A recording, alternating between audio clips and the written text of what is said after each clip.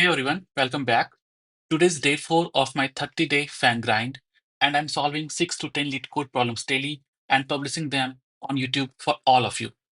I'm Divya, by the way. I've interned at Massachusetts Institute of Technology, where my area of focus was on statistics and machine learning. Currently, I'm at top 0.3% globally on LeetCode, and like most of you, I am also preparing for FAANG interviews. So far, we have covered sliding window, two pointers, partitions, and prefix and suffix based problems. Today, we are diving deep into string problems, such as substrings, character counts, anagrams, and all the classic tricks interviewers love to test. Before I begin, if you find this video helpful, please drop a like, share it with a friend who is also preparing, and please hit that subscribe button so we can crack this interview side by side. Let us go. So the problem number one for today is 242 valid anagram, and it states that we have been given two strings S and T, and we have to return true if T is an anagram of S. Otherwise, we have to return false. But let us take a look at what anagram even mean. So, an anagram is a word or phrase formed by rearranging the letters of a different word or phrase using all the original letters exactly once. In simple terms, you can think of anagram as if we have two words S and T, then the frequency count of every character in S must be equivalent to the frequency count of every character in T. Once the frequencies are equal, only then S can become an anagram of T or T can become an anagram of S. Let us go to the dashboard and we'll try to find the solution for this problem. All right, so I'm on the dashboard and I have been given two string S and T, and we have to return true if T is an anagram of S. If this T is an anagram of S, what does it mean? It means the character count or the frequency count of T, it must be equal to the frequency count or the character count of characters in S. Okay. So let me give you an example. How do we even approach this problem? Since we are talking about storing frequency, okay? So what is the first thing that comes to your mind when we talk about storing frequency and accessing them in constant time? It is dictionary, right? So there are two ways in which we can solve the problem. The first way is using dictionary, and the second way is using array. Dictionary way is pretty simpler way. Let us walk through how. We will declare two different dictionary, one for S and another for T. And we'll scan the string S and we'll fill the frequency of every character in dictionary of S. Similarly, we'll scan T, string T, and fill all the characters of string T in dictionary T. And once that is done, we will make a comparison between dictionary of S and dictionary of T. If both these dictionaries are equivalent, we will return true. Otherwise, we will return false. Cool. Now, this method, it will take a time complexity of order of n because we are scanning linearly, correct? At this place as well. And it will have a space complexity of order of n as well because we are declaring two different hash sets or dictionary, correct? Okay, cool. So how do we solve it using array now? To solve it is using array, it is really fascinating. And it is cool, kind of cool, better cool than dictionary. I'll tell you why. We know that our characters is smaller English lowercase letters, okay? And it is bounded within a range. What is the range? How many English characters do we have? Alphabetical ones. We have 26 of them, right?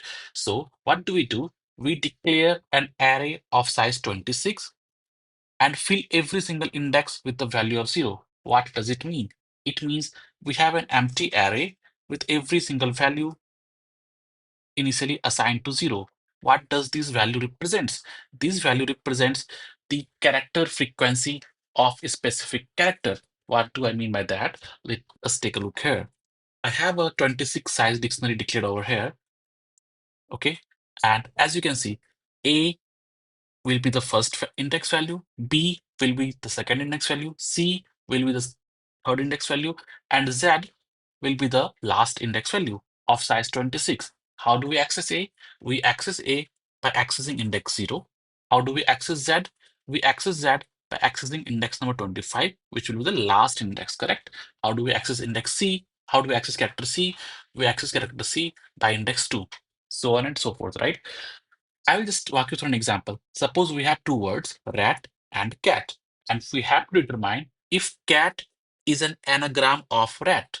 Okay, how do I do that? Initially, I scan rat and fill the frequency count in the array. R, so R frequency will increase of 1.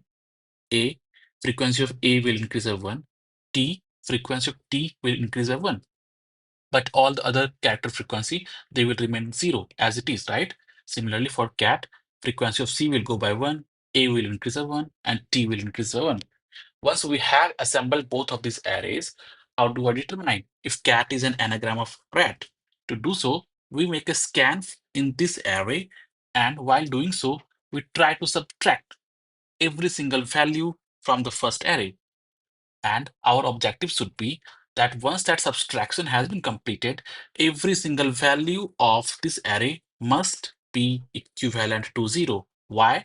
Because every single value, positive value in this array, it will cancel out every single value in the first array. And if it does that, it means there were character may be distributed at an arbitrary different place in the second letter, but still it was able to cancel out the first array value, right? As we see here, A in this part, it cancels this one. Let me use a pen. A cat, it cancels this one, and this value will become 0 because we subtract the frequency of this in this, right?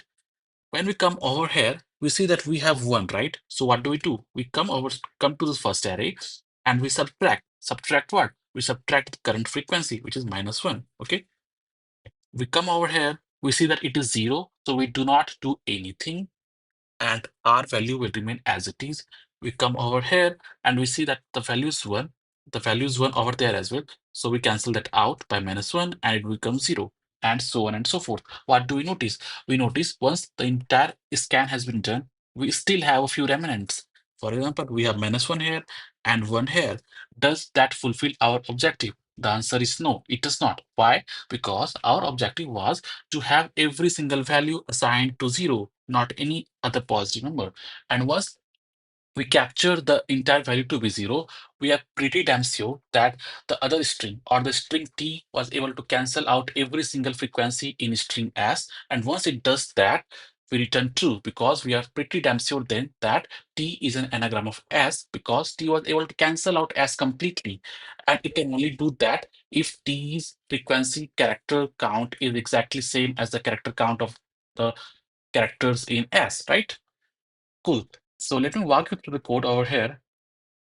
So first what we do, we declare the array of size 26, initialize everything to 0, and then at every specific index assigned by the character, we increase its frequency by 1.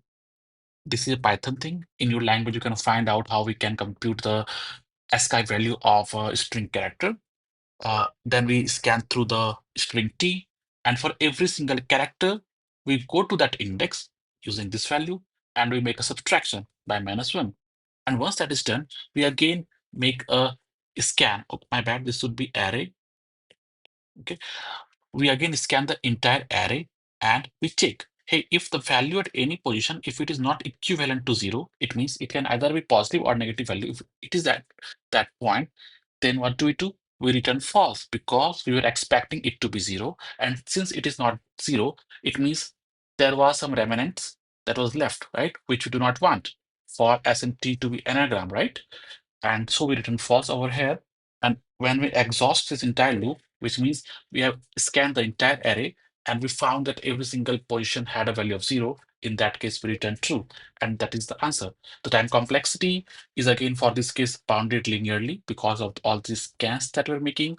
And the space complexity is of linear type.